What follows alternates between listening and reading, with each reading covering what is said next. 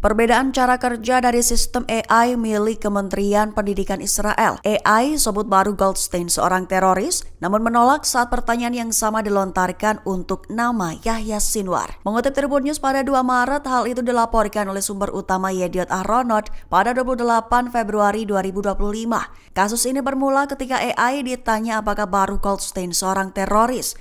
Lalu sistem AI menjawabnya dengan menyebut bahwa tindakan Goldstein adalah aksi terorisme. Sementara itu ketika ditanya apakah aksi Yahya Sinwar pada 7 Oktober adalah terorisme, sistem itu menolak menjawab. Bahkan sistem AI Israel itu menyebutnya sebagai pertanyaan yang bersifat politis. Akibat adanya penolakan tersebut, Menteri Pendidikan Israel Yoav Kish mengatakan penggunaan sistem AI ditangguhkan. Adapun sistem itu dinamai AI for All dan ditunjukkan untuk mengintegrasikan sistem AI di seluruh tingkat pendidikan di Israel.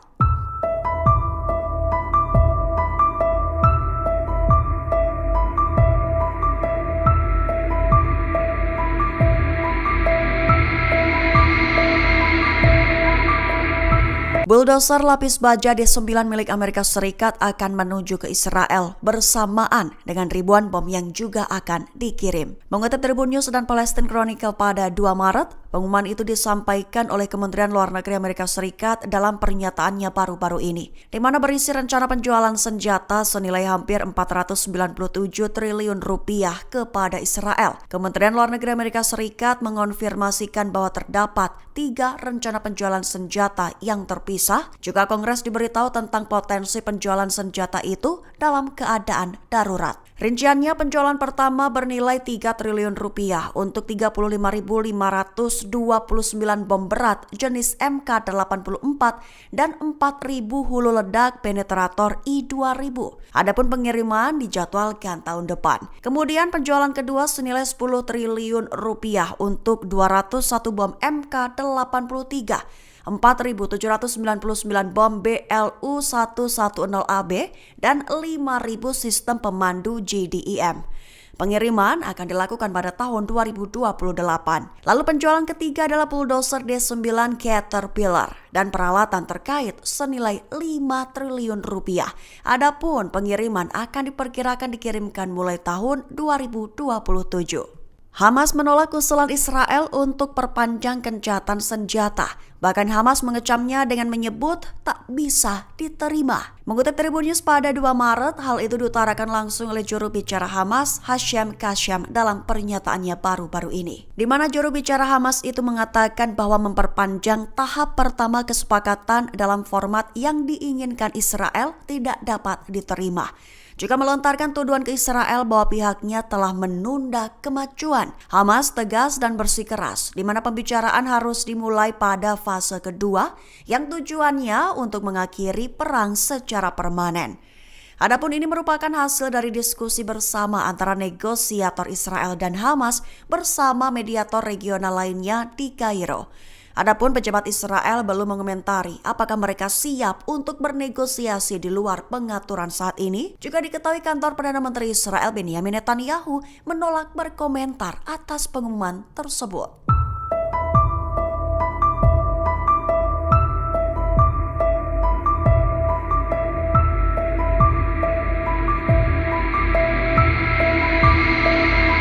Amerika Serikat mulai panaskan medan perang di Suriah, sudah membunuh seorang pemimpin militer senior Huras al-Din cabang Al-Qaeda. Mengutip Al-Arabiya pada 2 Maret, hal itu diumumkan oleh Angkatan Darat Amerika Serikat pada Sabtu 1 Maret 2025.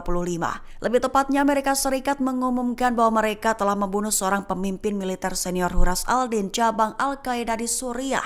Komando Pusat Amerika Serikat CENTCOM yang bertanggung jawab atas pasukan Amerika di Timur Tengah buka suara dalam sebuah pernyataan, mengatakan bahwa pasukannya telah melakukan serangan udara presisi di Suriah bagian barat laut. Targetnya adalah menewaskan Mohammed Yusuf Ziatalai, pemimpin militer senior organisasi Huras al-Din pada 23 Februari 2025. Penargetan dari Amerika itu dilakukan sejak Huras al-Din mengumumkan pada akhir Januari bahwa kelompok itu membubarkan diri. Bahkan dilaporkan juga bahwa pada 22 Februari lalu, Amerika Serikat juga telah menewaskan Washim Tahsin Bayraktar dalam serangan udara yang disebutnya presisi.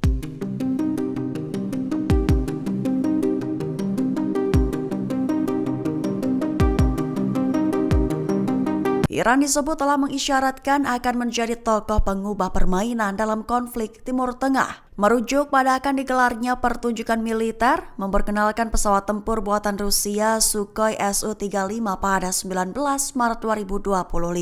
Mengutip Tribun News pada 2 Maret, kabar itu awalnya diumumkan oleh pegiat saluran Telegram di vendor Iran beberapa waktu ini, menyebut bahwa adanya kemungkinan Iran meluncurkan jet tempur Su-35 di bulan ini. Bagi Republik Islam Iran, menggelar pertunjukan militer sebelum festival tersebut merefleksikan masa depan menjanjikan bagi angkatan udara mereka. Sementara analis pertahanan Iran telah mengisyaratkan sebuah pengungkapan yang mengubah permainan akan terjadi pada tanggal 19 Maret.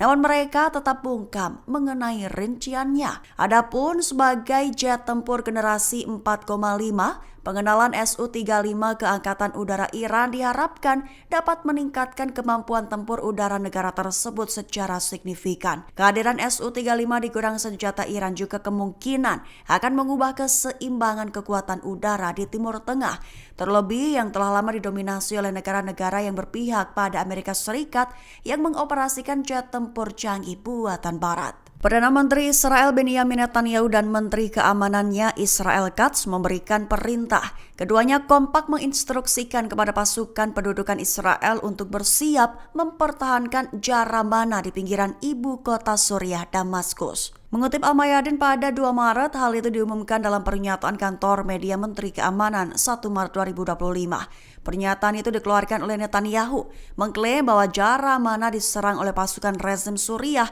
dan menambahkan bahwa Israel tak akan membiarkannya. Menegaskan bahwa jika ekstremis rezim Suriah menyakiti komunitas Druze, maka Israel akan membalas dendam terhadap mereka.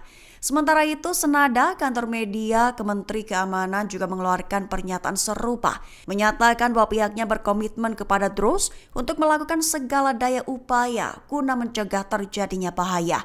Menegaskan bahwa pihak Israel akan mengambil semua langkah yang diperlukan untuk menjamin keamanan Druze.